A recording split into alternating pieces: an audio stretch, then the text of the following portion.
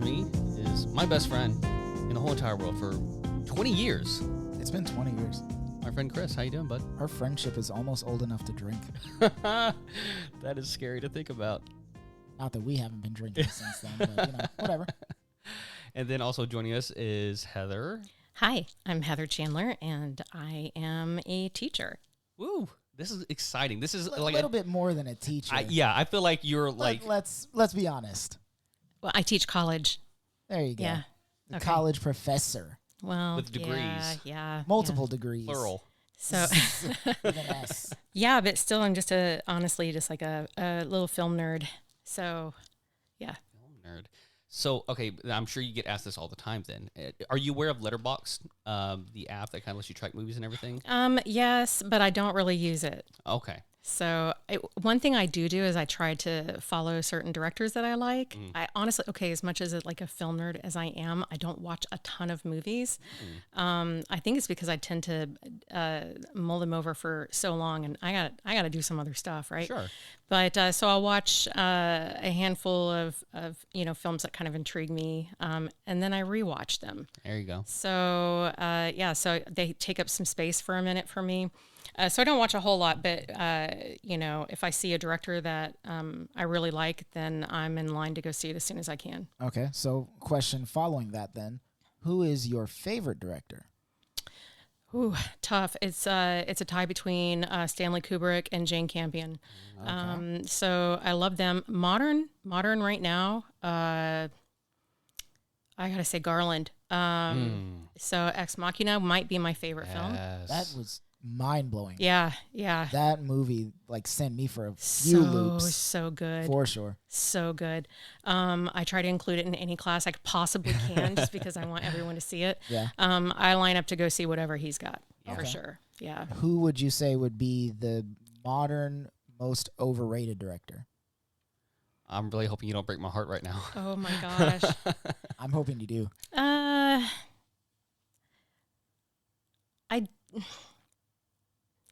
I don't think I can answer that and keep my job. So I will say that there's something for everyone out there, right? Every pot has its lid. So Safe answer. Boo. there's some that I'm maybe not as excited about to go see, or they just have a great following. It's just maybe not my style. I'll tell you mine. My least favorite director is probably one of Tim's top 3 ever, and it's Wes Anderson.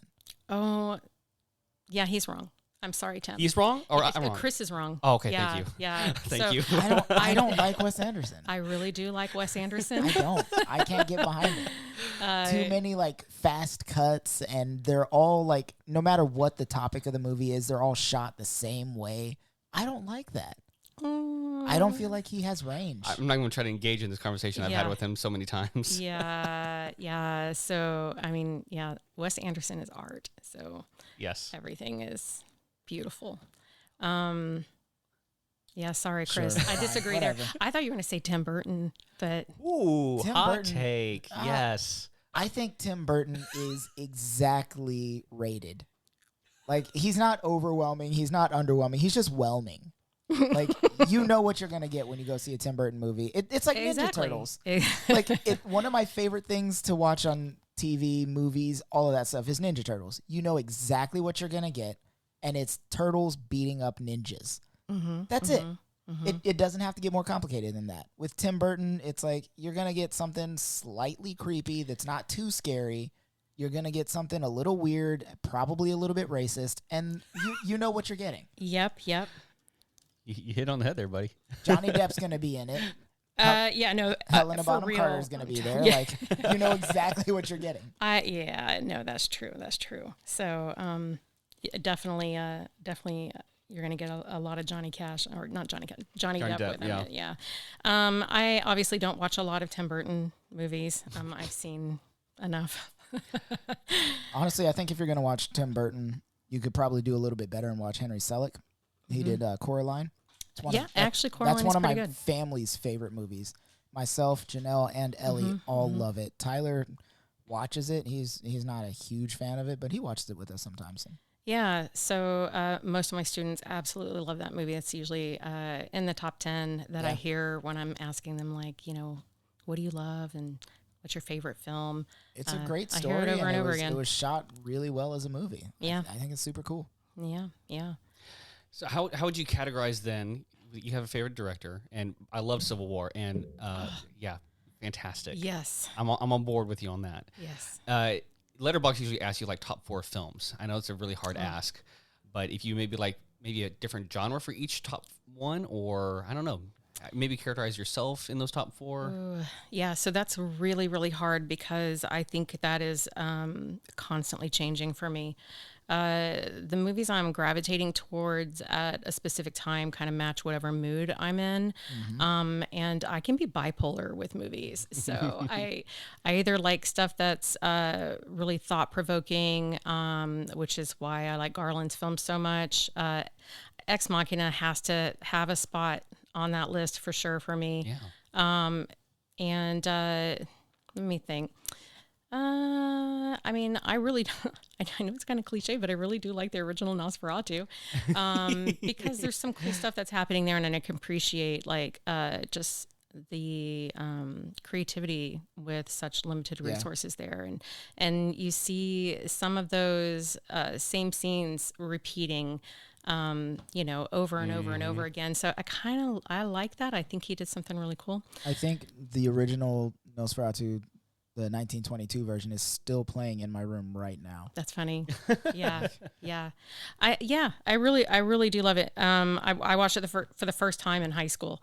So I wrote like a 10-page paper on vampires because we could write on anything, and it was an English class. Yeah. There you go. So, I'll say this. My junior year, I got a D in English. Oh, right. wow. Yeah. So it's kind of funny. Here I am. I teach it now for a living. But start from the bottom, Now we hear. Well, I will. I'm just going to say the same thing like that I always tell my students: just turn in your work, man. Right, I mean, that's it. That's it. Like I kind of had to show up in order to pass the class, and I just wasn't there yet. Then we moved the second semester of my senior year, which is insane for any parent to do that to a kid. But here I am. And so I ended up with this really radical teacher named Miss Curtin.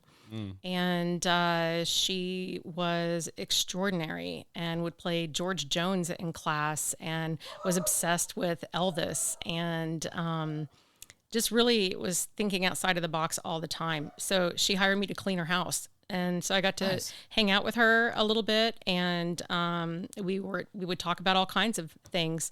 We were in a really, really tiny town that's not even on the map in Oklahoma, and coming from Dayton, Ohio, to this really ridiculous cow town was a shock to my system. That's insane to not be on the map in Oklahoma. Yeah, like Oklahoma's trying to claim everything they can. Listen, it's 70 miles from the city. And it's just in the middle of absolute nowhere. I go home once every couple of years to find out why I left in the first place. But so I had Miss Curtin, and she gave me so much freedom. She knew I was a reader, and actually I kind of tricked her because like my transcripts hadn't come over yet, right? So I was put into her class. And she was talking about, maybe Shakespeare, right? Like, and I've already done Shakespeare. I was a theater nerd, right? So this is something I've already been into, and, I have opinions.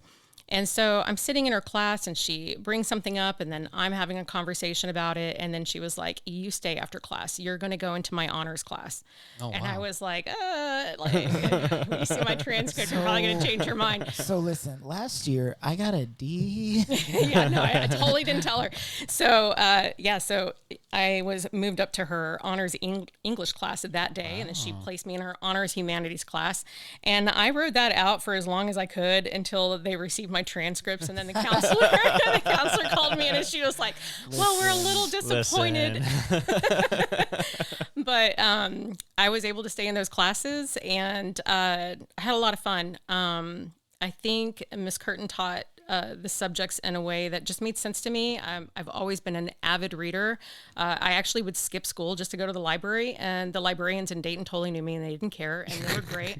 Librarians never care. They're so awesome. They're so chill. I want to connect you with Harley, our other co-host. Oh, yes. She's a librarian. Oh, And yeah, I like her already. She's one of my favorite people in the world. Yeah. We love Harley. Yeah. And librarians are just the best people. Like as a kid, you see them and you're like, oh, that's the old lady that helps me out with books. And then as an adult, you're like, that librarian knows They everything. know some things. They know some Yeah. They're like, what is it? Farmers or State Farm? We know a thing or two because we've seen a thing or two. Yeah. Yeah.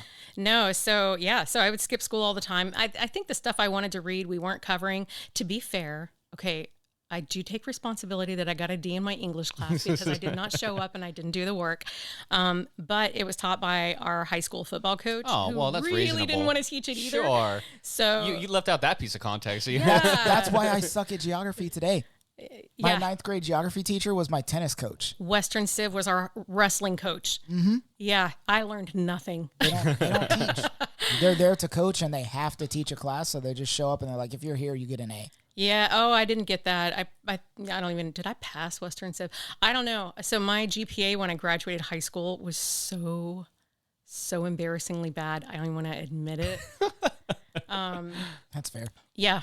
So anyway, I get it.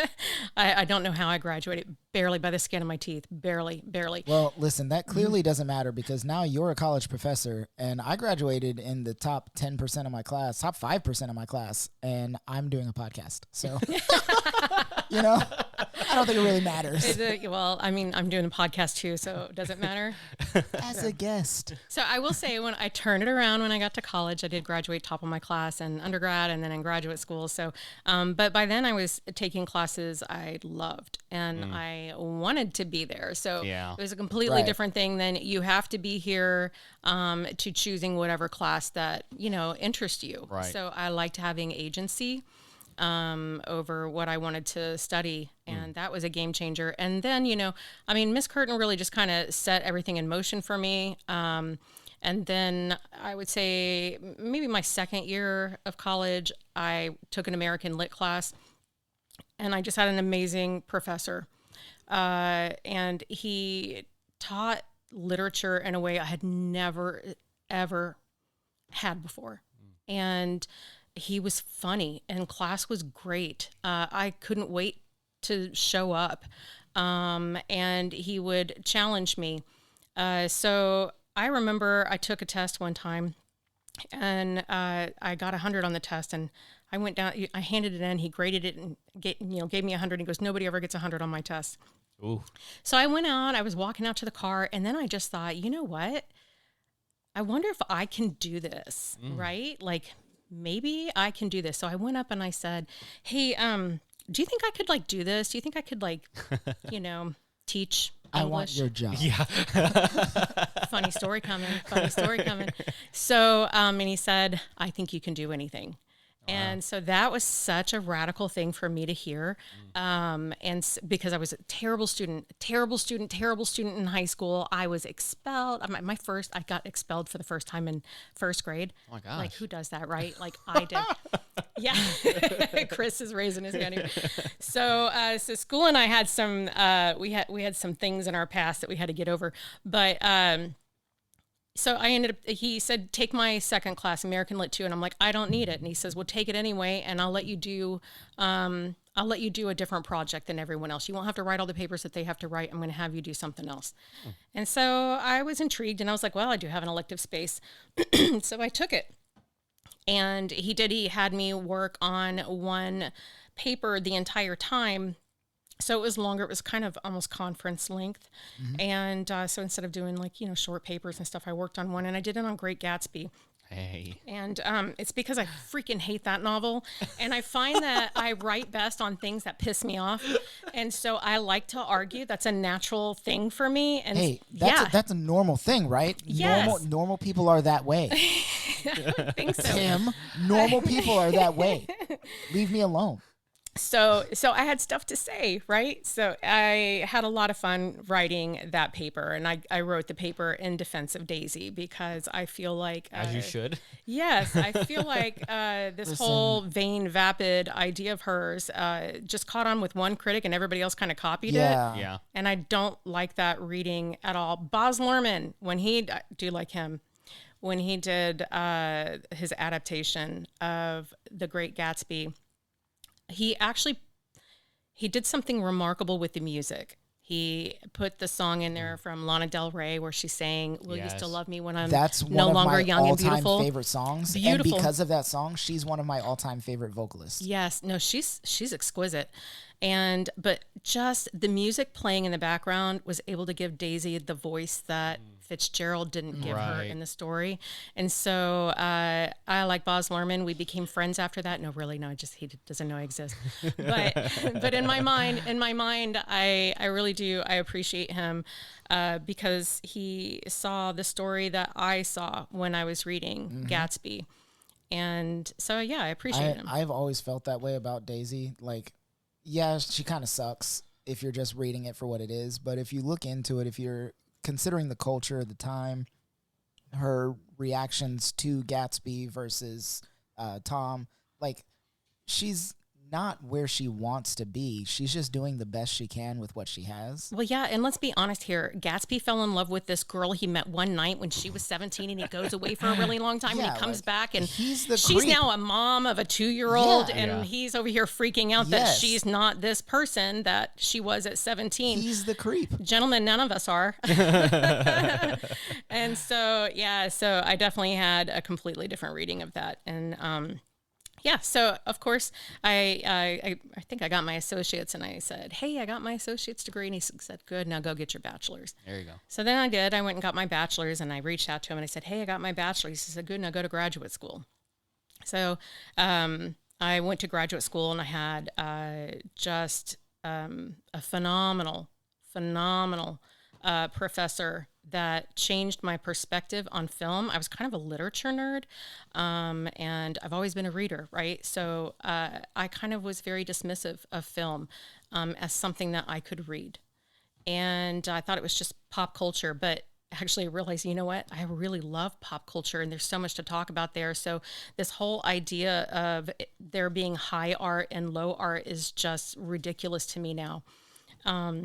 But I had this great professor, and he really challenged me, and he would have these conversations that I would leave his office just silent because I had I had to look up half the words he said, but two, no, he just would see things that I never would have seen on my own. Yeah. And, there's that conversation, that whole saying, you want to think outside of the box. Dr. Redmond thinks as if a box does not exist. Hey, you go. Right? I like that. And so it really was eye-opening what I could do. I felt like, oh my gosh, the freedom that you have with reading, there is no right answer. So I already like that, right? Because I'm argumentative. And, and then, he would talk about certain directors or certain, films, and I learned to have an appreciation. We were watching, a great classic on Joan of Arc in class one time. Love Joan of Arc. Yeah. And we watched all these different ones, but he stops this one in the middle of class, and he says, "Where are you standing? Where are you participating in, this condemnation of Joan? Are you participating where you are as an audience?" And then I realized, like, I'm part of a film. When I'm watching a film, like where I'm standing when things are going on, I'm either complicit, or I'm looking through the lens of the character. And at that point, we weren't looking through the lens of the character. We're standing behind the mob of people calling for her execution. And so it just made it personal. And I went home, and I don't think I've ever watched movies the same ever since then. So I have a great appreciation for that. But anyway, that very first professor, right, the one that said, "I think you can do anything," that was a really great professor. I hired him to come work for me about 2 years ago, Ooh. which isn't that funny how that kind of comes full Yeah. circle? So, so I'm, I get to work with writers who basically went to school like I did and didn't have a great time and didn't love it. And so one of my approaches is, well, I just want to change everybody's mind about English because I do think it's amazing. It's a great, great field to get into. I don't really care if you make a career out of it or not. I think it just changes the way you see the world, and that in itself is worth every second.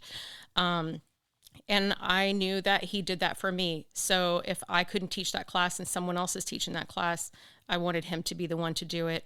And so I'm really grateful. Like a lot of other students are going to hear that they can do anything. Yeah. And so that's pretty cool. Well, if it helps your narrative or any way in your life at all, I also had a really great English teacher that like sparked my love of writing again. Because I used to write poetry like second grade, third grade, like Christmas cards and things for my mom and dad. But when I was she was my teacher for visual analysis of media, which was my film critics class, and my English teacher. So like I left her class, did something else, came back and did it again with her for 2 classes per period or per day for a full year. And then I tried to get her again as my senior English professor. They didn't have her available. So I like went to her and was like, hey, can you ask them to kick someone out of your class that you don't like? She did. She made room for me. So like Miss Egley is that spark to get me back into it. But that was just to spark my love of reading and writing again. And I now am trying to get back into school so I can be an English professor because I was introduced to you. So if that helps, you're doing it for yourself and for others as well. So. Well, thank you. I appreciate that. I do totally. I've told you that since I met you, that you are an English professor. I see it in you. Stop.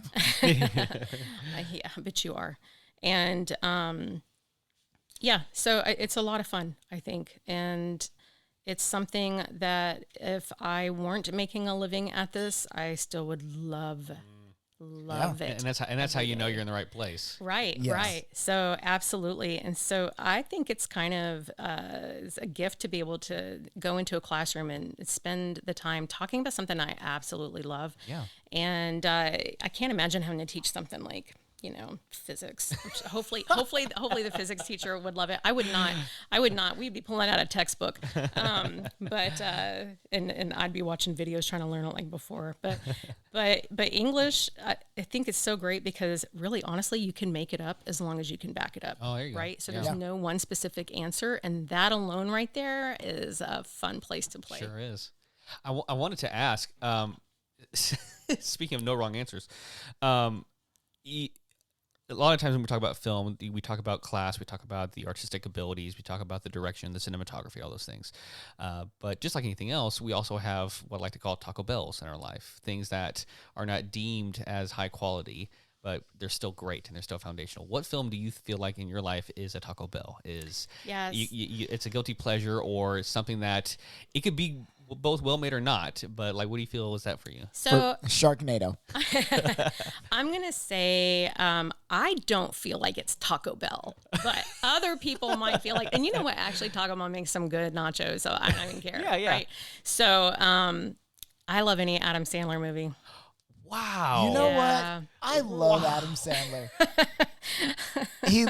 He looks physically, he looks like my brother. Wow. So like it I always just want him throws to me for be a my loop. brother. Yeah. But I like Adam Sandler movies, especially too. his comedies. I was about to say, are But you he is referencing his a- comedy or he all? is a Of course, good his comedies. dramatic actor as well. Yeah, he is a great dramatic actor for sure. But That's comedy, what I was going to hit on. but that's not the one I'm watching, right? So What's your favorite Adam Sandler movie? Waterboy. I'll give you credit on that one. Waterboy's a solid That's a one. good I one. really like Mr. Deeds. Oh my gosh, that That one's one's pretty great great, too. too. Yeah. I like Grown Ups too. So I don't think I'm too picky. I actually went to go see him when he came to do stand up, and he just has I think such a personable approach to comedy, does. and I appreciate I it. also really like that he brings his friends with him everywhere he goes. Like I'm telling you. all of the actors, you know exactly who's going to be in any one of his movies. I love it. I heard this story about him one time, and I don't know if it's true, but I want it to be true because I really like this idea of him. Then it's true. And but he basically had this teacher tell him that he didn't have it. He didn't have what it was going to take to make it, and basically just tore him down. And obviously goes to SNL. He makes it big, and then he runs into this teacher at a bar, and he's with his friends, and he introduces him. Hey, this is my old teacher. He never said, "This is the one who didn't believe." This is the guy that didn't believe in me. He didn't say that. He just introduced him like, "Hey, this was one of my teachers." Yeah. And, just what a rock Very star. down to earth. Yeah. Like if I were in that situation, I would like to think I'd be the guy that was like, yeah, this is just my teacher. But I can think of one teacher that didn't do that. And I'd be like, no, this is the guy that said I wouldn't do nothing. Like Miss Daniels, first grade. I'll throw a name out there. Mr. Ingram, high school physics. I'll throw his name out there. He's still alive. He still teaches at that school as far as I know. Yeah, I don't think mine is still Mr. alive. Ingram, So if you're still at I feel Ellison, safe. still hate you. Oh my gosh.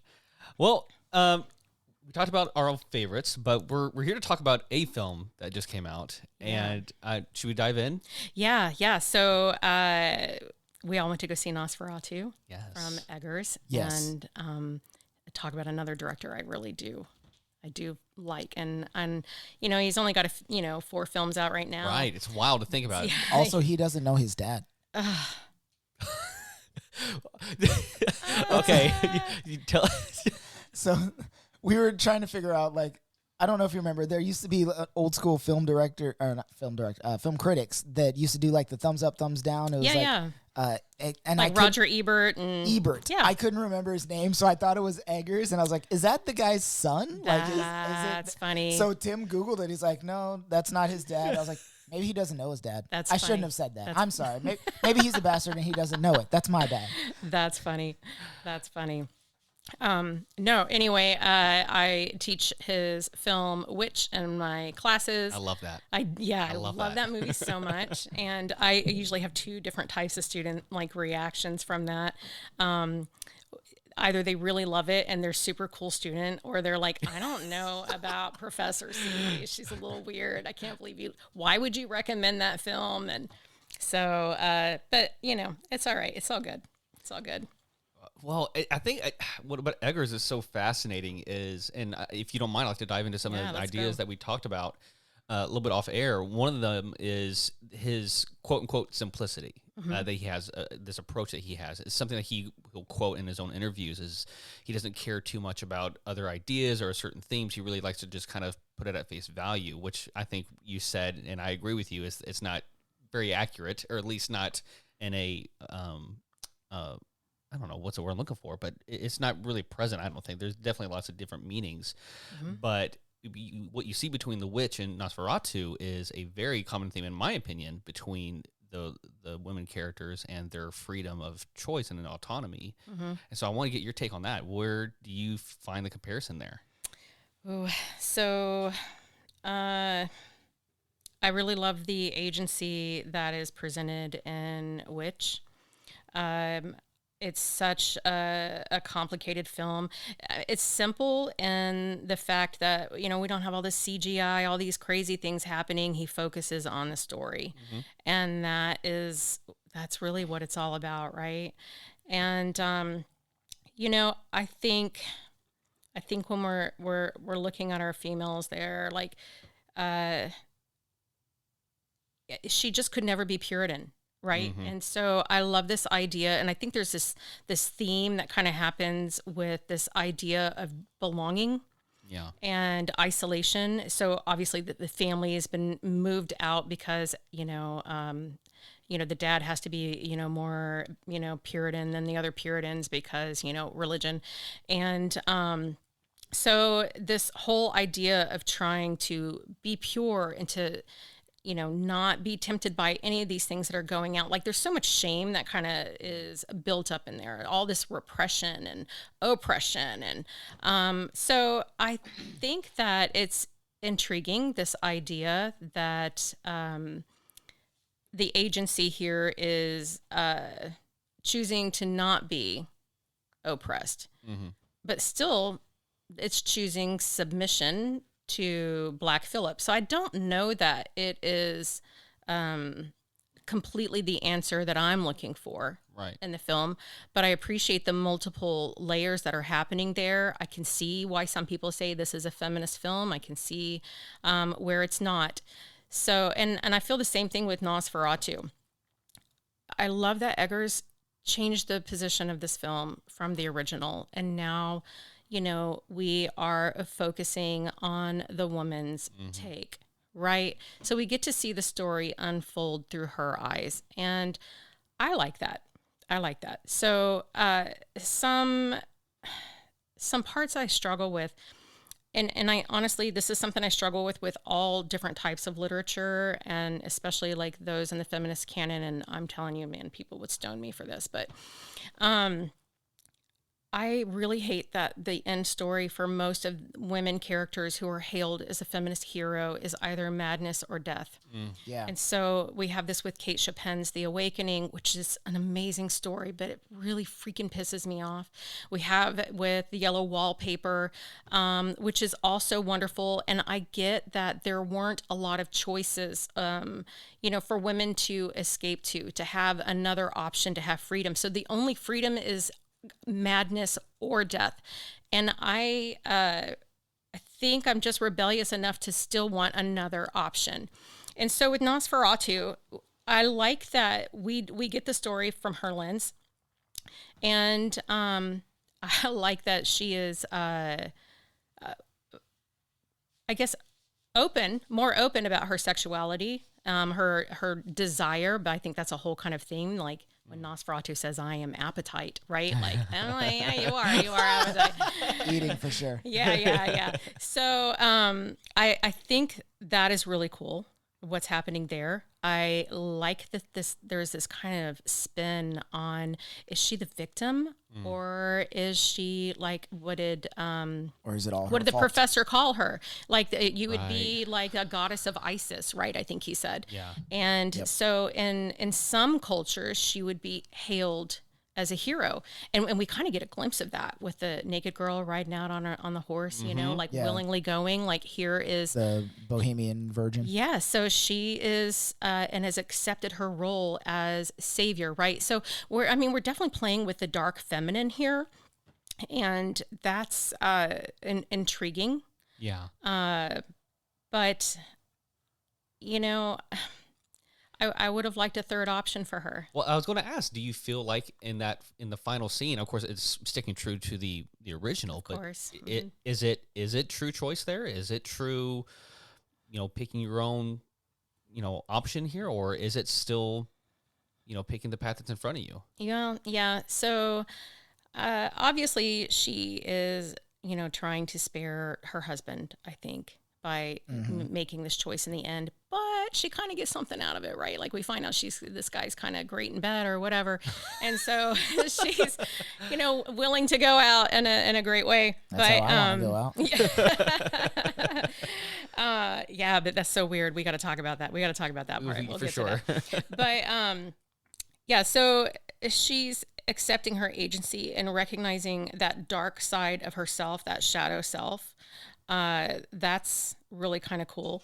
But I don't like that he didn't really give her an option. You have 3 days to do this or the ultimatum. Right? Yeah. And so she had no other choice here, except rebellion. What if she, okay, I'm not like an advocate of suicide, but I'm just thinking, if I were in, I guess, that position, I think I'm so defiant that I would never, ever submit. Like that part is so frustrating to me. Well, the way I caught that scene, though, probably a little bit different than what I think you guys are getting at, is that she did have a third choice.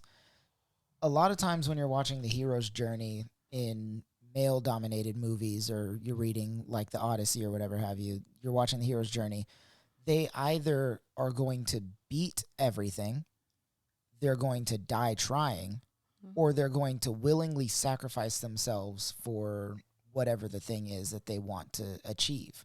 Like Superman kills Doomsday at the cost of his own life. And he made that choice. Like, he could have launched Doomsday into the sun, and it would have been somebody else's problem somewhere down the road. He wouldn't have had to worry about it. He could have killed himself and just been done with it and left everybody else to deal with it. But he chose to make the hero's play. I think she had that option as well. She could have either did what he wanted and been his slave forever and left everyone alone, and that would have saved everybody. She could have ran away and everybody else would have died, but she would have been fine. But she decided not only to kind of trick him by saying she's going to do what he wants, but then keeping him there until daylight so that was she a long becomes night, y'all. the heroes. Yes. Also, yeah, like, No kidding. listen. I mean, I like to way think, to go out. I like to think I'm good. I am not all night good. That's like, funny. no. I mean, I guess by that point, you're like, yeah, I don't care if I die. I'm tired. It's like, please kill me. He couldn't. He couldn't get out. Like, he saw the sun coming up. He was like, you know what? Worth it. Yeah, I mean, yeah, for sure. I mean, if the only way to save your people or to destroy the monster is, I guess that way, then what else could she do, right? So it's interesting, though. It almost feels like, and I may be completely off base here, so I want to get your opinion on this. There's this quote. Let me see it. If you bring a vampire around, people will start discovering religion. Okay. Right. So obviously this movie was released on Christmas Day, so there's intention. Sure. That's happening there. Yep. And we're talking about sacrifice, and we have this woman, right? And I am curious if this could be seen. Do you guys see like maybe almost like the reverse Mary? A little bit of a Mary, a little bit of a Jesus there. Yeah, for sure. So, I mean, obviously we're talking about blood. Blood is the life force, right? This is what's happening, here. There has to be a sacrifice in order to save the people. Yeah. He's asking these questions. Does evil, does it exist outside? Is it something outside of us, or is it within? And it's yes, both, right? Well, and that ties, I think, into just, Egger's just natural attraction to folklore and sacrifice is ancient as far as the practice and how that ties in with many different religions and how you practice that, and every aspect of the Bible, of the Quran, everything else is relied upon that. And so between this and even into a certain aspect, the witch, I see that comparison of how can I in what ways can I show sacrifice in the most meaningful way? And I think about also too this, and you mentioned Garland earlier, reminded me back of Civil War, and how Lee was kind of that way, and between Lee and Jesse. Yeah. And it is a very interesting aspect but in Jesse's case, is that true sacrifice, or is that sacrifice dependent on circumstance and environment, and what you chose there is dependent on the ultimatum that was given in front of you? Yeah, I mean, but if we look here with Nosferatu, it's to save humanity, right? And if you think about like the Virgin Mary, the one who's going to bring salvation into the world, one is a virgin, right? And the lore is that she remains a virgin after, right? For like a lot of like Catholic and or apostolic, traditions are going to see it that way. I think Protestants have a different view on that, but this idea that you have to be both mother and virgin, which is really impossible kind of thing playing out. And we flip that with Nosferatu, because she is sexual and wants sex, right? Yeah. And maybe isn't getting it the way that she wants it with her husband, clearly, right? So there's agency there that I can appreciate. And she still is the sacrifice. So we're almost inverting what's going on. Like, what if Mary had a different choice? I think that was an intentional comparison with the original writing of Nosferatu as well. Like, the dark version of Mary. Like, you know, obviously God is light and all that is good and love and honor and all that. But yeah, and I mean, what if someone else had tried a similar thing, but they were coming from a place of darkness, of evil, of hatred, of appetite? And it's the light that destroys him in the end anyway, right? So we're definitely playing around with this light and this darkness. I will say, I know this is all under the trope of the dark feminine. I still struggle with that idea because I don't think it's really dark. I think it's just sex. Yeah. So the idea that a woman who is, using sex as agency or enjoys sex, how that's seen as dark, I don't know. That's that's a little weird. Or, a woman who has really agency in any way. Now that's flipping the narrative as if the light feminine, would that be our opposite of dark femininity, is the ideal, but is it really the ideal, or is it, the patriarchal suggestion of what women should be? And we think that anything opposing that, agency, career, whatever, kind of becomes the dark, right? The dark feminine. And we see this like, y'all have seen Fatal Attraction, right? Yes. Mm-hmm. Yeah. So we have, the good mom, stay at home, taking care of her family. And then a guy, obviously has this affair with this, woman who's career driven and doing her own thing. And she becomes the monster, right? Like she's literally the monster in the film. And it's, obviously a backlash against the feminist movement that was kind of coming up before it. And, this whole warning to men, it's not don't have an affair, right? It's beware of that independent woman. Yeah. Yep. Right. So that is, that's something I think I look for when I'm looking at film. And I wouldn't really necessarily call myself a feminist scholar. I think it's just one way of reading something. I like my men to have as much agency as women. So, when we were talking earlier about Campion and Kubrick, and one of my research things was this idea of toxic masculinity and what is it. And a lot of scholars are writing, oh, these films are so problematic, especially Kubrick, right? Kubrick has like a terrible record with feminist scholars and media studies. Yeah. And I disagree. I don't think so. I think Kubrick is showing that these actions that these men are having, like, we're not celebrating it. It's not being celebrated at all. Yeah. Right? It leads to have you ever seen Dr. Strangelove? Oh my gosh, I love it. So great, right? It's so great. So here we literally have this whole conversation of, toxic masculinity. And you have the one woman who's walking around like in a bikini for the general, right? And that's really the only female that's on there. And so on a surface level, this does look incredibly problematic. Yeah.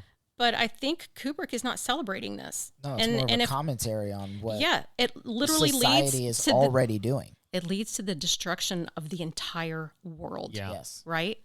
And so he's not celebrating that behavior. He's saying, look at what we've done. Yeah, this is a result. Yeah. Yeah. And so I see that with so many of his films. I think he's making some really smart commentary that's happening there. So I'm not reading it the same way that some of these other people are. Yeah. So. Then in contrast, do you feel like Eggers is doing the same thing? Do you feel like he's kind of showcasing that? I think Eggers is intentionally or not. I think he's intentionally trying to show the feminine perspective, right? He's obviously making choices there. Is it always pulled off for me? I don't know. Maybe yes and maybe no. But I think this is the whole thing with any Eggers film, though, is, oh, okay, I'll just have to say this. I was playing around on Reddit, right? Oh, that's always fun. Yeah. Dangerous place to be, but go on. The only social media I ever use, right? I don't do any other social media. But so I was reading some stuff coming out. I think it was The Witch, like some time ago. Like I'm reading all this stuff on The Witch as I'm teaching. What are people saying about this?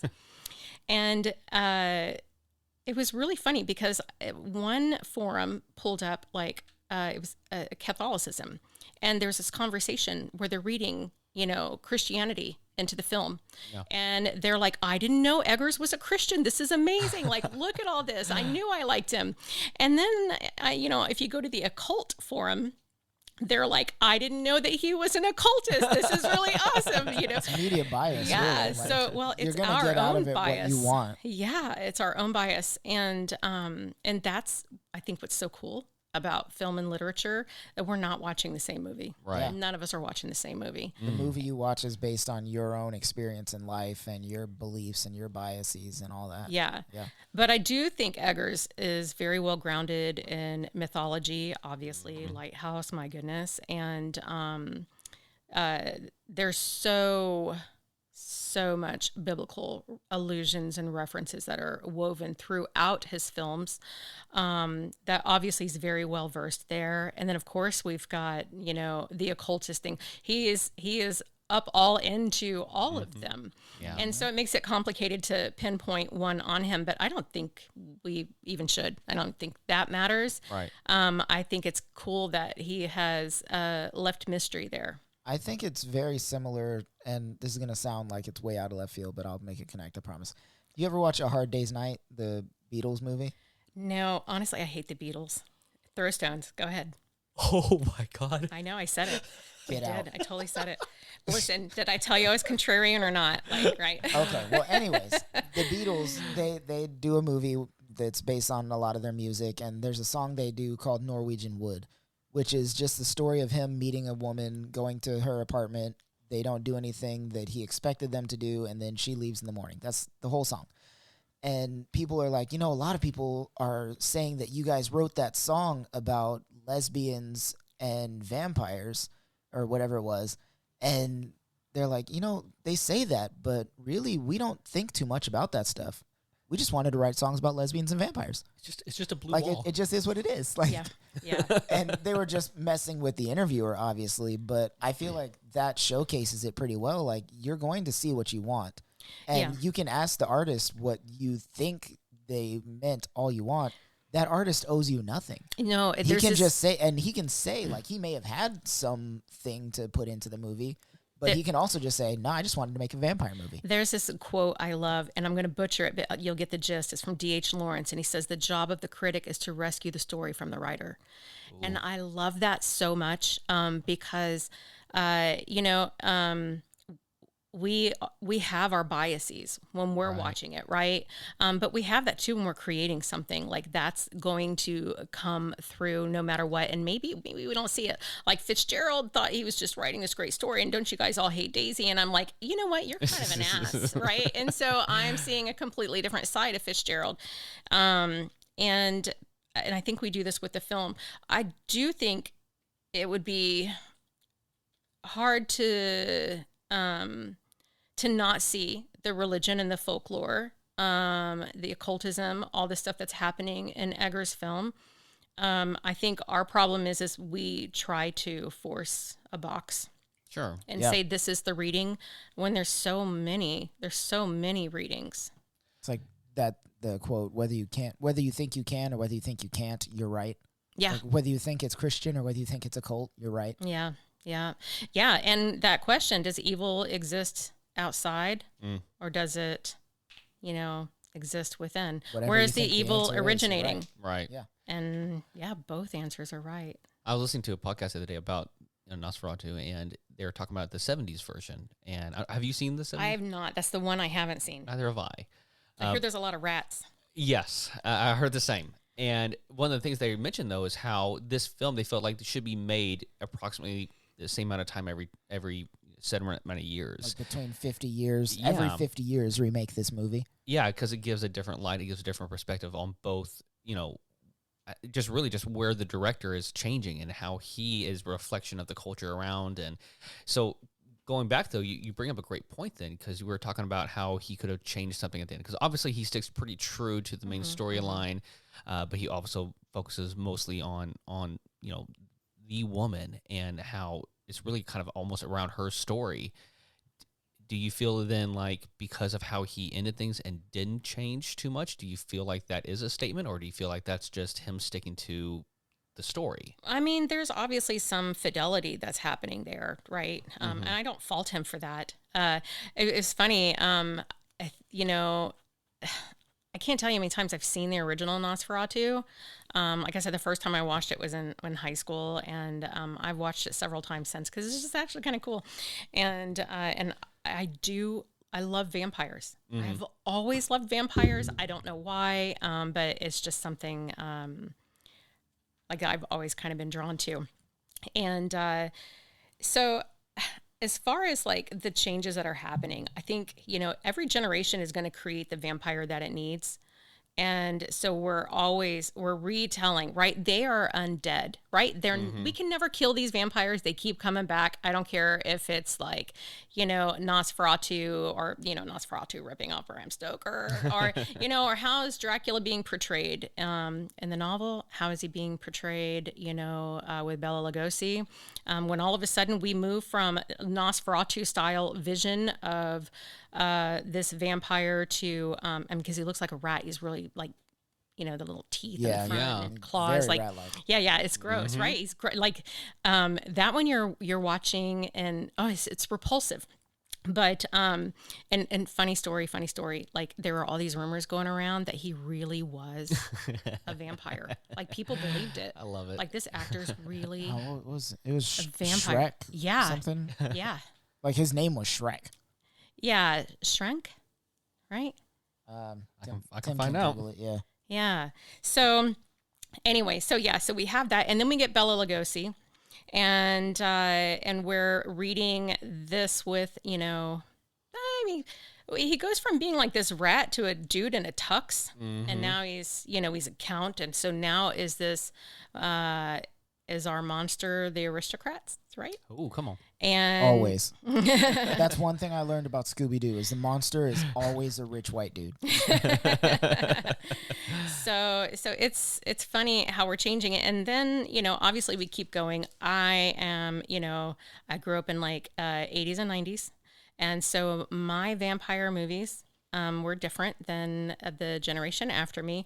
I did not have the Twilight, Edward Cullen kind of experience. I had Lost Boys, so mine was so much better. Arguably feeds into the Twilight. Maybe because they were hot. Yeah. Yeah, they were VILFs. The young hot Vampires I would like to fornicate with. Yeah, so they were amazing. Yeah, I can't tell you how many times I watched that movie. It was for different reasons, but but that kind of set up, I think, my love and obsession with vampires because and maybe there was this erotic theme always underlying the vampire and you know. There's this saying, you know, if you have a vampire in literature and film, you're not talking about vampire, you're talking about sex. So this is probably like my own sexual awakening kind of happening when I'm watching Lost Boys. If we're being honest, Queen of the Damned. I grew up with Queen of the Damned. So I get it. Yeah. So we have this this erotic type of vampire that's happening now. He's attractive, so. What is that saying about us? What is it saying when we bring like Edward Cullen in, right? And I know I'm going to have some students that really like Twilight, so I'm going to be nice. But I see maybe the remnants of the appeal. I'll say that. Sure. It's not my kind of vampire. Right? It's not my kind of vampire. Not my vampire. Yeah. And I mean, we totally flipped. Like the light is supposed to kill him, right? And he's out there sparkling like diamonds. This is the skin of a killer, brother. Yeah, it's so funny. But there's cloud coverage, right? Like it's not direct sunlight. I legit like post that in my class, and I'm like the most dangerous predator in the world, and I show him Edward Cullen, and I'm like, I feel like this is like Rickrolling y'all, right? 100%. So like this is a vampire Rickroll, But yeah, so here we have like the perfect boyfriend, right? No sex before marriage. He gets the girl home on time. She's like, you know, having her own sexual awakening. He's like, no, we can't do this. So I think most dads would like Twilight if they watched it. But As a dad, yeah, no. yeah, I think it has potential. It just was not my cup of tea. And I made my daughters watch it this last year because I mean, it's so part of pop culture. Yeah. It And is. we were laughing and I realized how bad it was. and I think like, yeah, I was a Team Jacob kind of girl. For sure. My favorite Until thing the about- last movie. And then I'm like, that is disgusting. Yeah, that's fucking weird. And then the whole thing is ruined. Yeah. You ruined the entire franchise She for me. ages faster. Bro, she's still a year old. It's disgusting. She has been alive for 1 calendar year. Yeah, I don't couldn't care get what she behind that. looks like. She is a year old. Nope. That I couldn't get behind. So that's interesting. What is Nosferatu doing today? What changes are we seeing? Eggers as he brings Nosferatu out. We don't have the rat anymore, right? So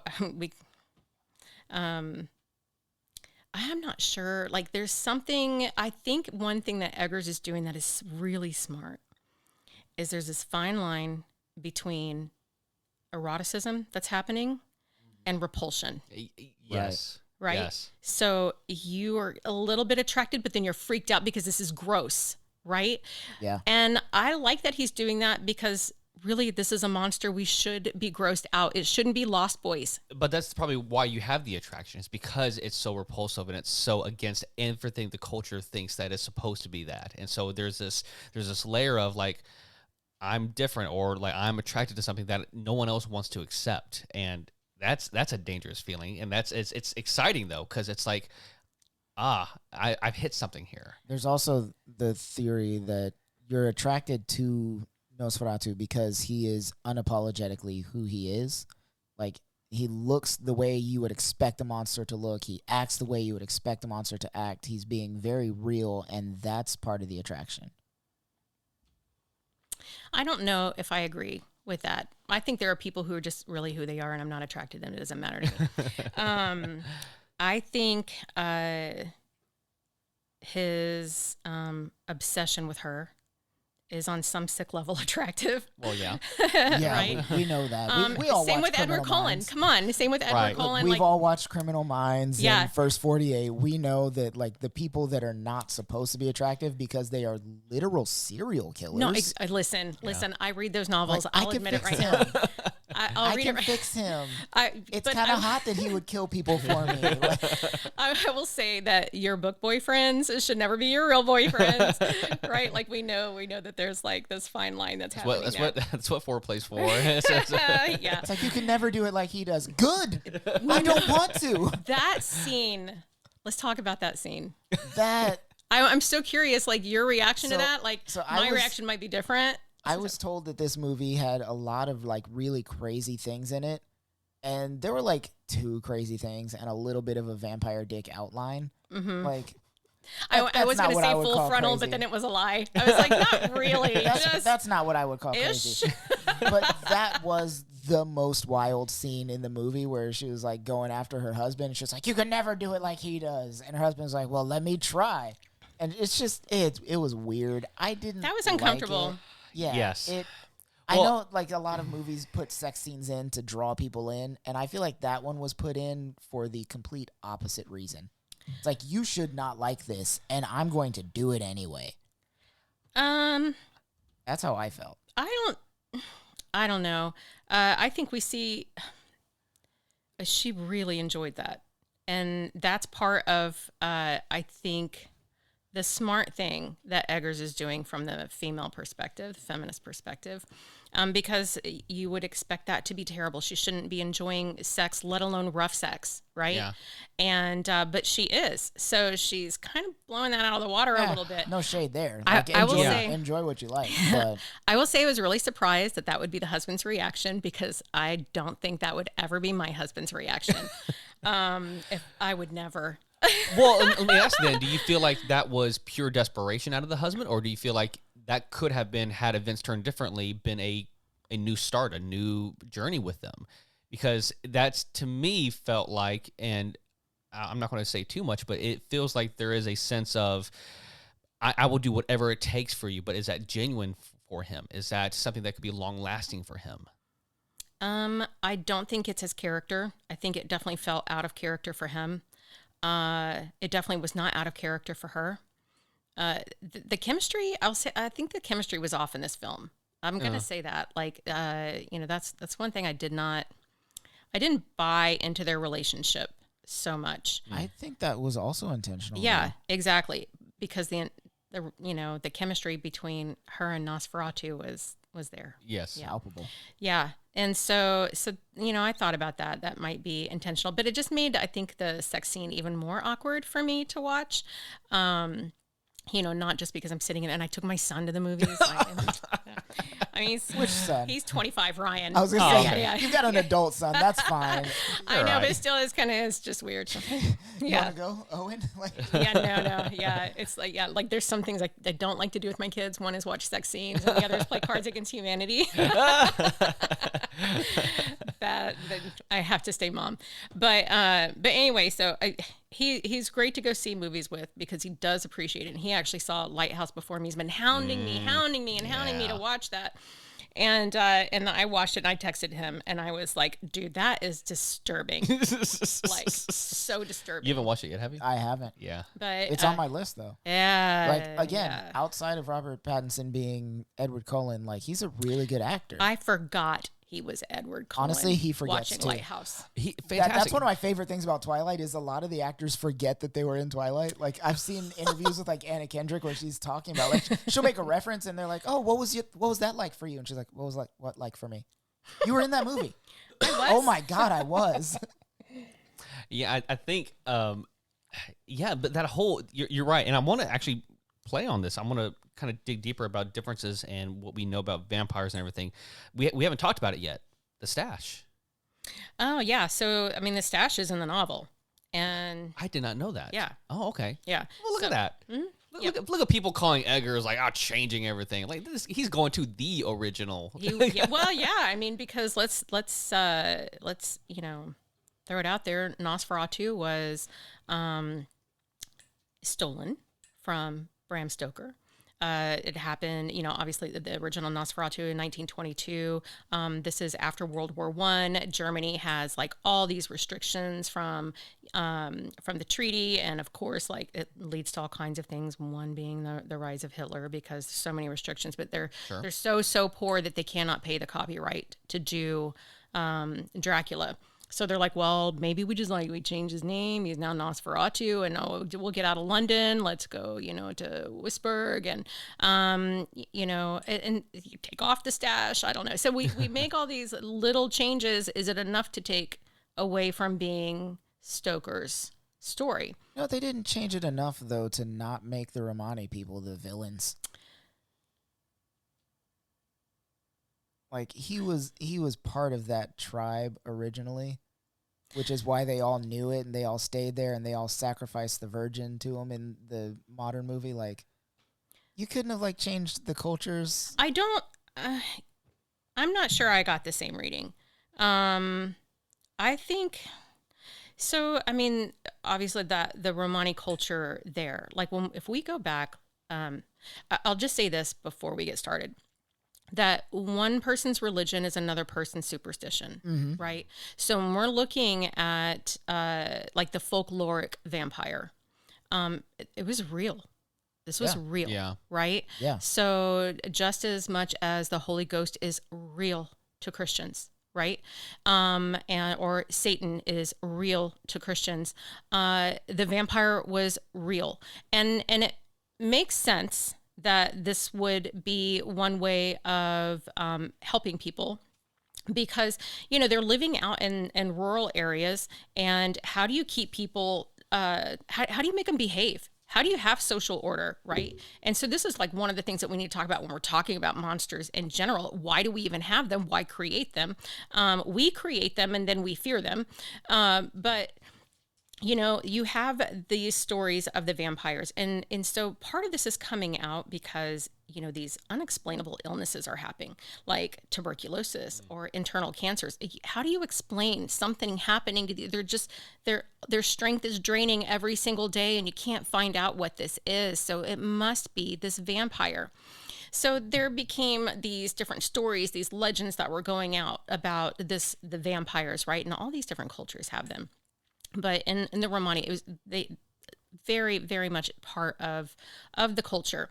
Yeah. And so they were feared. This is a way to keep social order, right? Right. And it begins to dissipate during the Industrial Revolution because people are leaving those rural areas. They're going to cities. You're meeting up with other people, and they got these weird folk tales too, right? And all these different things are happening. And then, of course, we have the Enlightenment. The Enlightenment is coming up, which is definitely part of this film, which is super cool. And I think Frederick might be my favorite character in the film, right? Yeah. Like, it was really good. He did a great job. Loved it. Yeah, they definitely fleshed that character out so much more.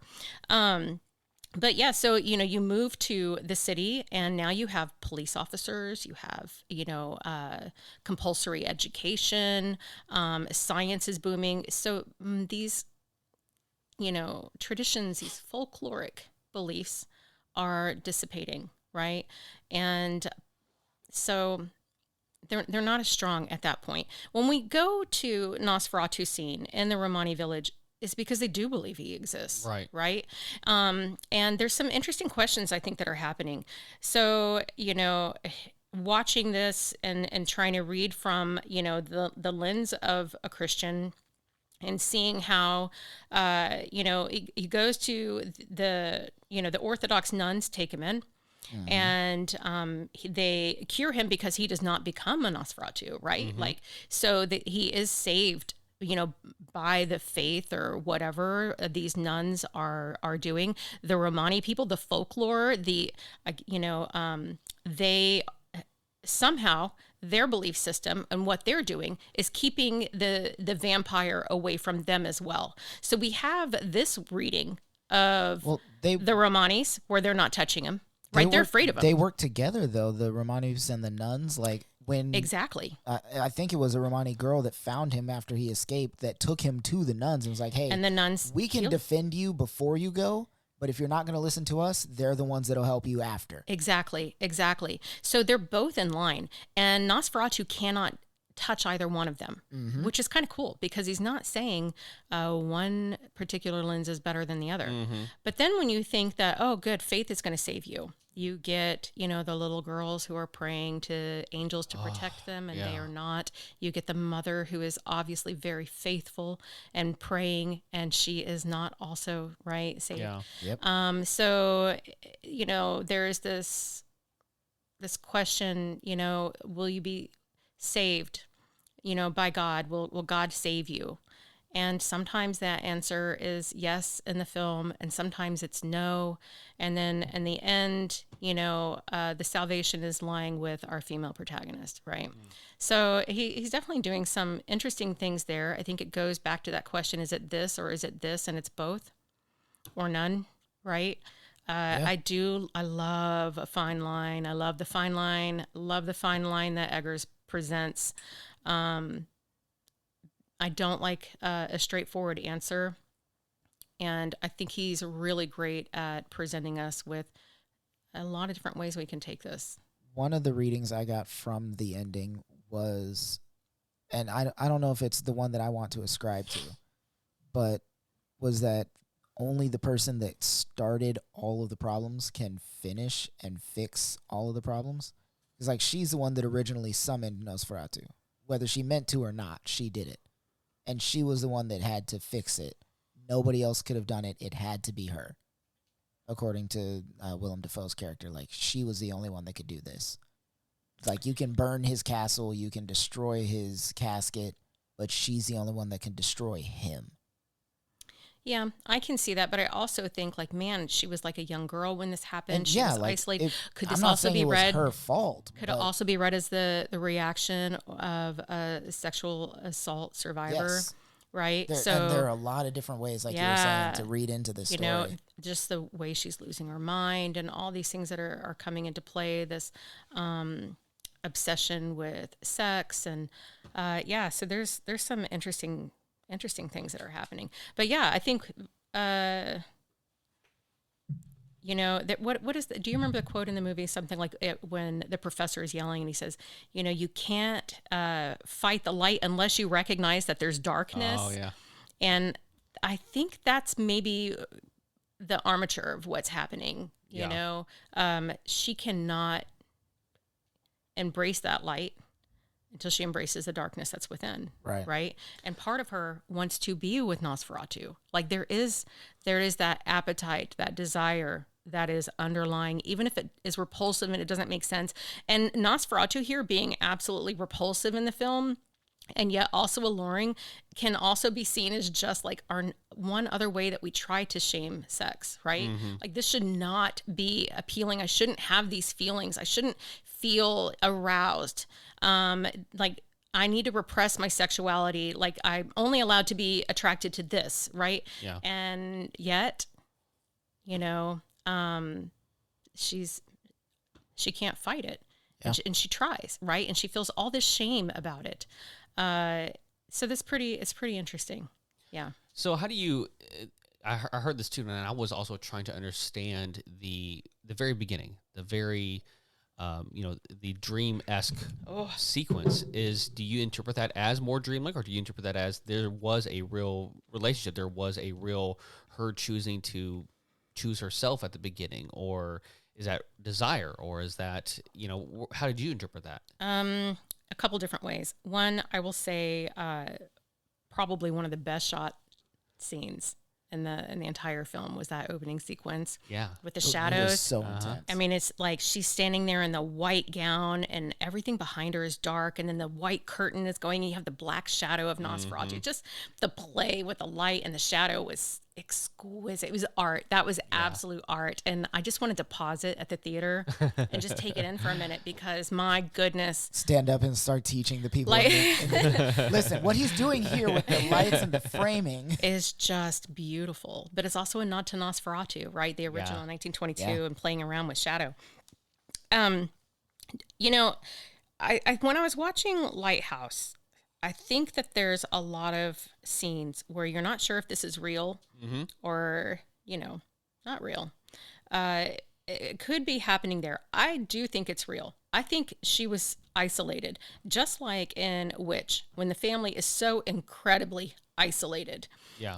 Isolation does not do well for any of us.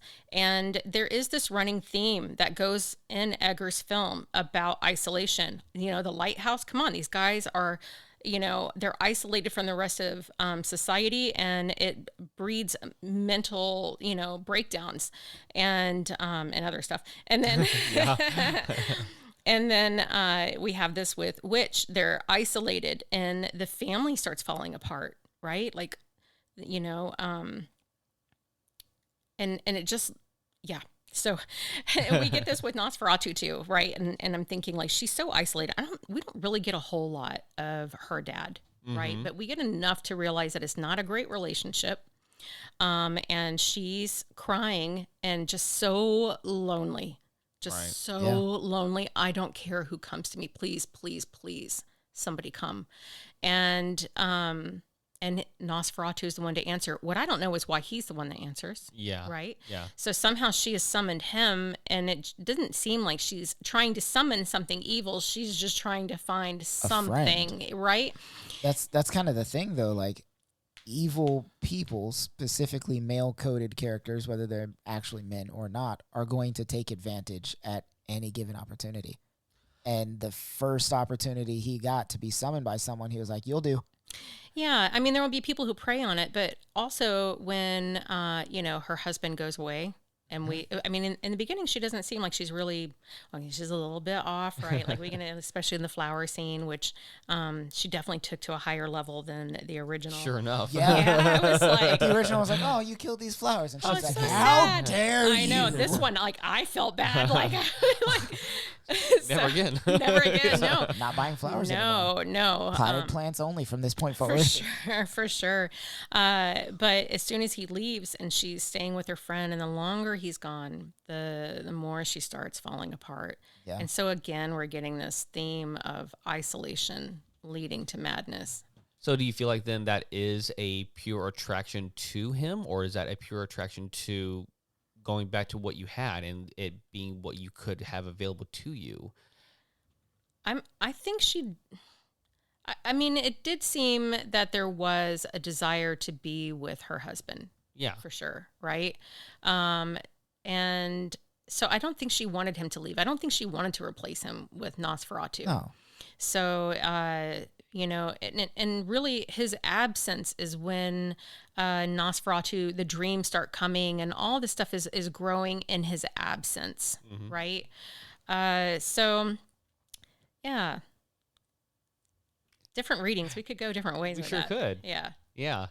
It is intriguing to play on what the intentions were for each for her and for Eggers, and just because it truly makes you wonder about, because as great as film is and as great as the directors can try to portray it, there's always these different interpretations, especially actors. They will bring their own emotion and their own presence with how they're feeling with the character and the characters around them. And so between, as you pointed out, the chemistry between her and Holt, it was off. And so was that also a play with a play with what the director wanted, or was that accurate with what we see in the story or how they wanted that to be interpreted? And so it is fascinating to reflect on. It is. So actually, I watched an interview with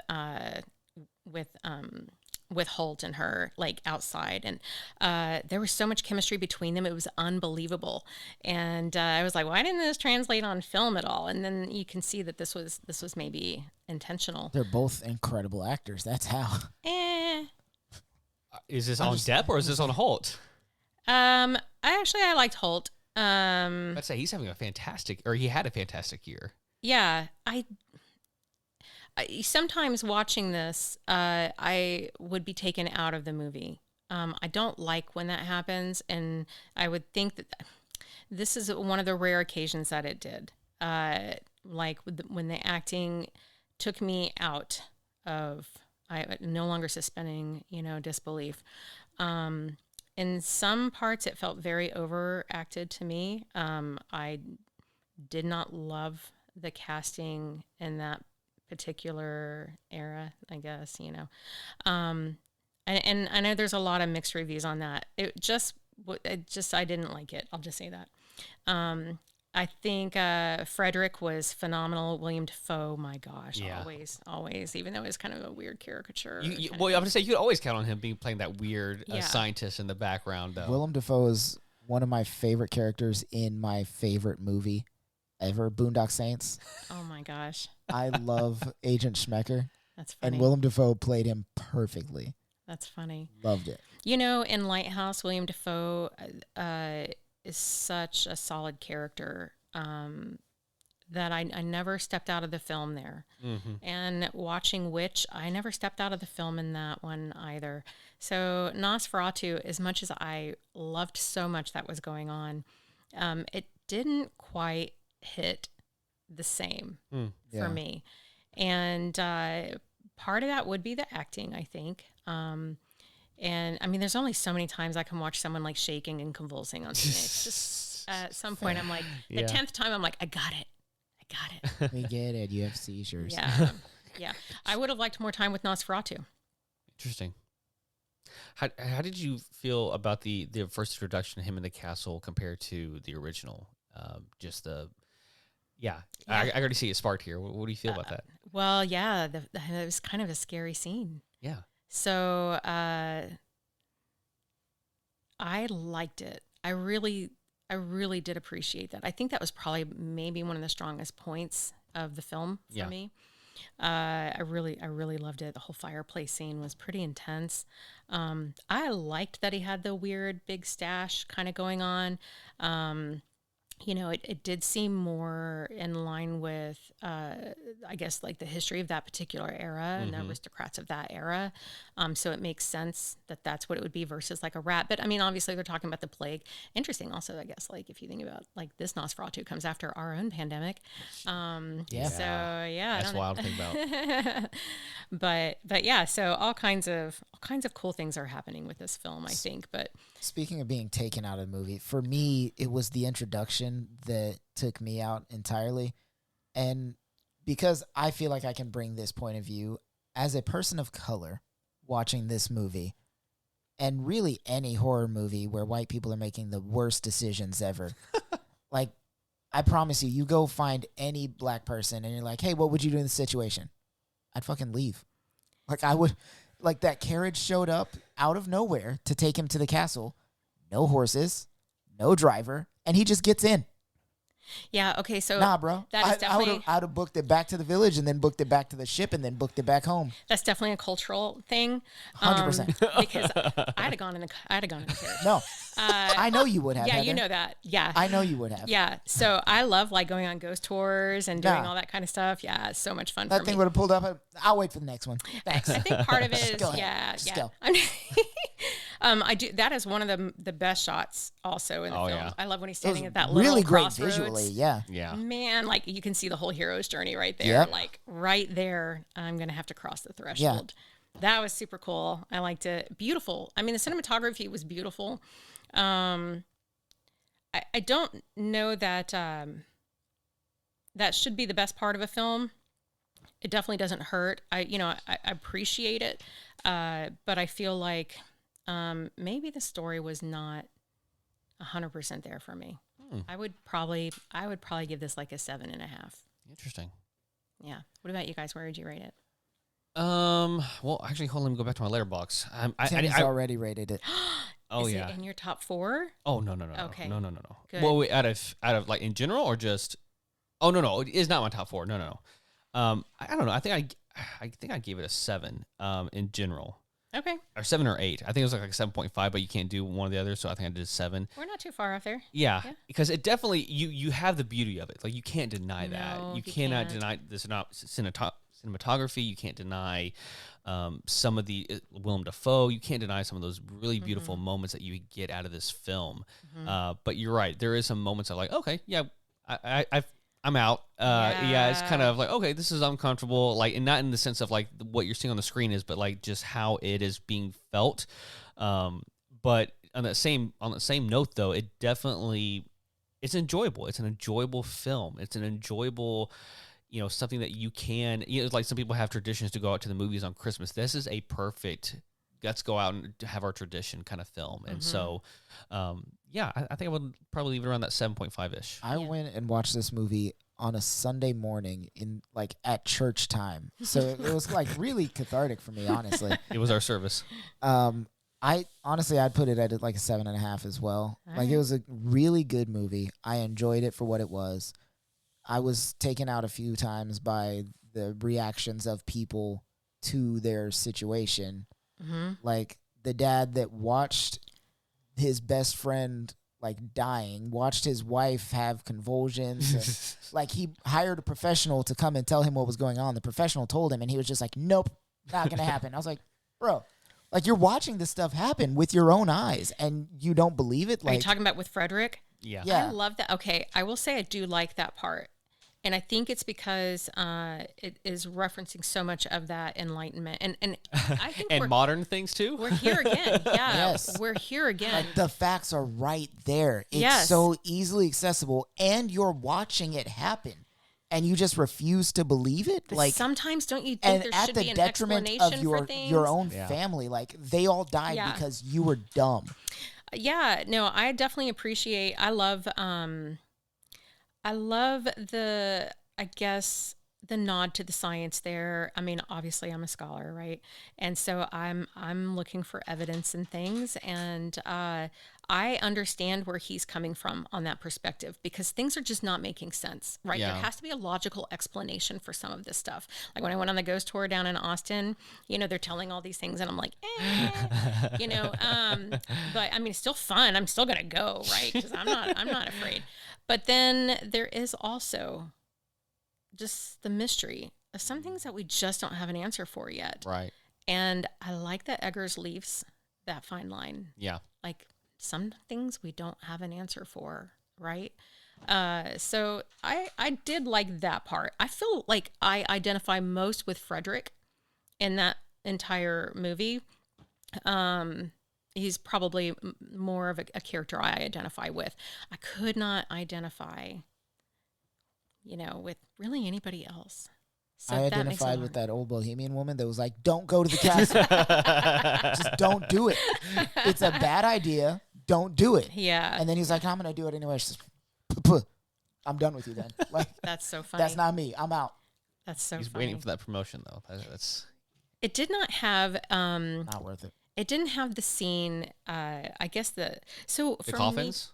me, like my favorite scene in the original Nosferatu is where you barely see him peeking out the window and he's watching her from afar, and it's just From the barn. he's up in the window, right? Yeah. He's Yeah. across and she sees, and he's just this little tiny little white circle, but it's him. Yeah. That's terrifying. Like that is unnerving. That scene is so unnerving.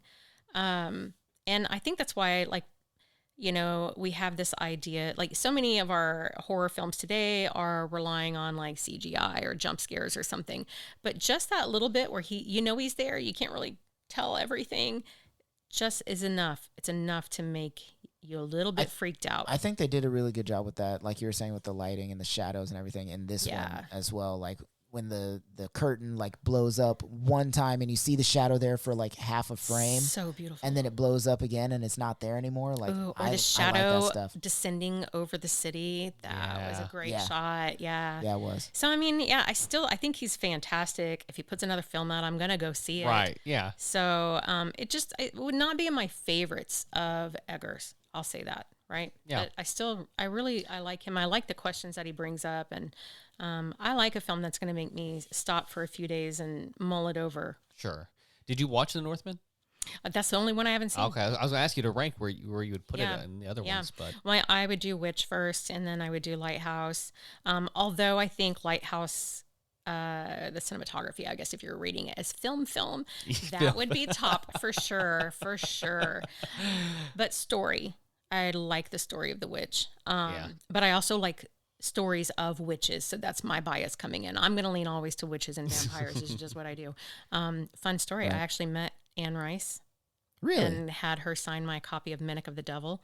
And so I was obsessed That's with, when I interesting. tell you I was like obsessed with vampires, y'all, I was obsessed with I went vampires. through a vampire phase, and it wasn't like the Twilight phase. Like No, wasn't What me We Do in the neither. Shadows?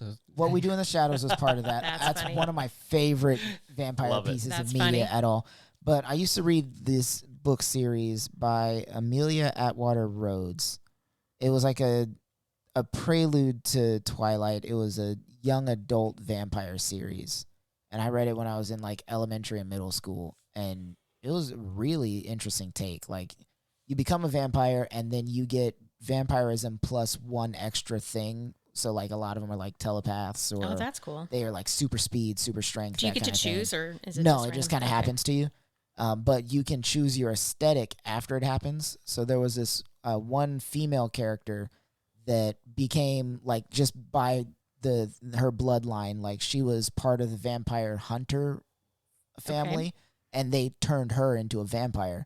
So she had all of the vampire powers plus her vampire hunter training and strength and skills and all of that.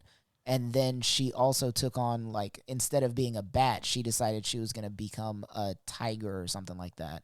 And it was a really interesting take on vampires that I feel like was the prelude to Twilight, Interesting. Okay, but better. we got to go back to Twilight for 1 second. Random fact. I don't know if you guys know this, but the 50 Shades of Grey started off as fan fiction from Yes. Twilight. Yes, Isn't yeah. that insane? And Oh, yeah. Twilight started off as 9/11 fan fiction.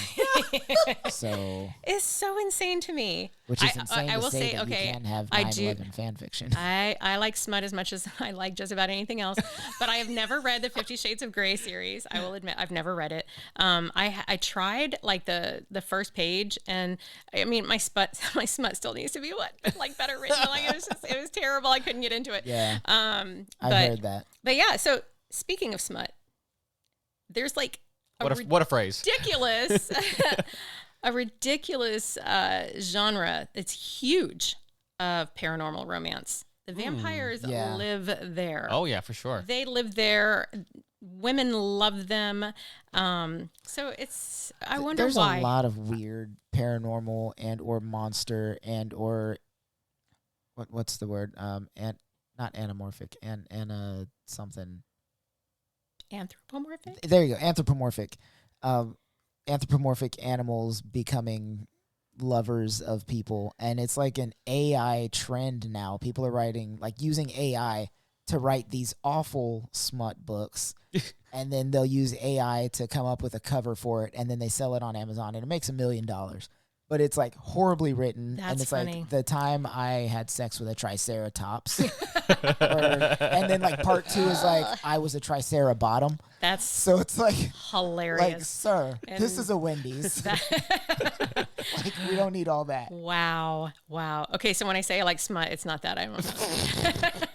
but I do have class when it comes to my smut. That's what I'm saying. The 50 Shades of Grey is like more that direction Yeah, than what I that's think funny. you're looking for. That's funny. I will say the last smut book that I read was about a couple serial killers, Butcher and Blackbird. Great. It's fantastic. And I'm not a true crime kind of girl. Like, I've never listened to a true crime podcast in my life. I don't like Dateline or But whatever you those throw things are. some weird sex into it.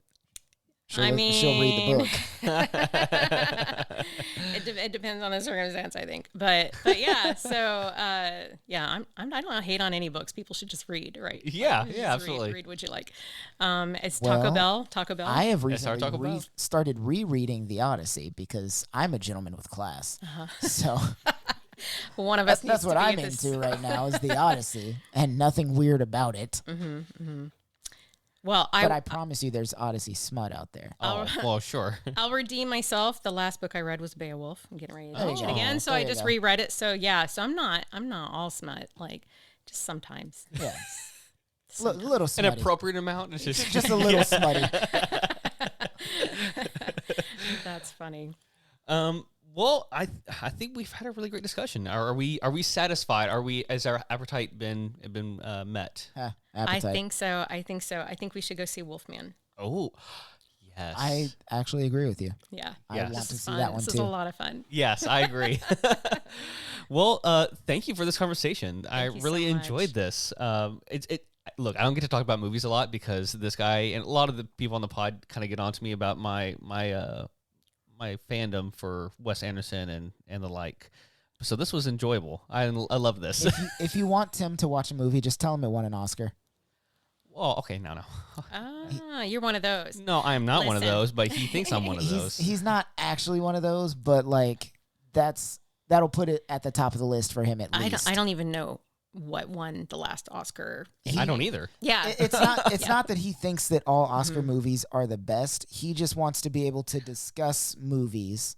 And if it won an Oscar, then that means more people have seen it, and he'll be able to discuss it. Okay, that makes sense. Yeah. Yeah, there's But, no shame in but that. you know, I enjoy like the Soderbergh, and I enjoy Garland, and I enjoy what Peele is doing, and you know all I these do different, too. yeah, like all these, and Peele would be such a fascinating topic He to deserves teach- at least one of his own episodes. I teach Nope in my class. So yeah, yes. you cannot do a monsters class without Right, bringing in. yeah. So no, so much fun. Yeah, we should do more horror because there's just not enough out there, I don't think. Let's do it. Yeah, do it. I'm game. Well, Again, as the only black guy in this conversation, I feel like I have Fair. different viewpoints on what constitutes horror. fair. Okay, fair enough. Fair enough. But you're down for Oh. Wolfman. I'm Yeah. down for Wolfman, yes. Now that we're talking about it, there is a film coming out with Michael B. Jordan, and it is teetering on the line of it being about vampires. And I'm in. I need to find it because it looks fantastic. You had me at Michael B. You had me at vampire. Well, it doesn't like outright show it in the trailer, but it kind of alludes to it could be. And I'm sorry, I'm kind of delaying for time here because I'm trying to open up his IMDb and find out the film that it's coming in. That it is. And I can always do some. Does that say Creed 4? as an upcoming project? Yeah, I think so. If he doesn't fight a Russian in that movie, I've never seen a single Creed. you don't have to. Have you seen Rocky? Yeah. They're all the same. Okay. Sinners. It's called Sinners. Trying to leave their troubled lives behind, twin brothers return to their hometown to start again, only to discover that an even greater evil is waiting to welcome them back. So they just leave again. Ryan Coogler. So when is it coming out? This year, I believe. Yeah, 25. Let's do it. As Yeah. black people, if they're just not like, now we're out and they leave again, I don't buy it. Yeah. Interesting. I don't know. Have you seen those like TikToks or Vine? I think it was first on Vine because it only required 7 seconds.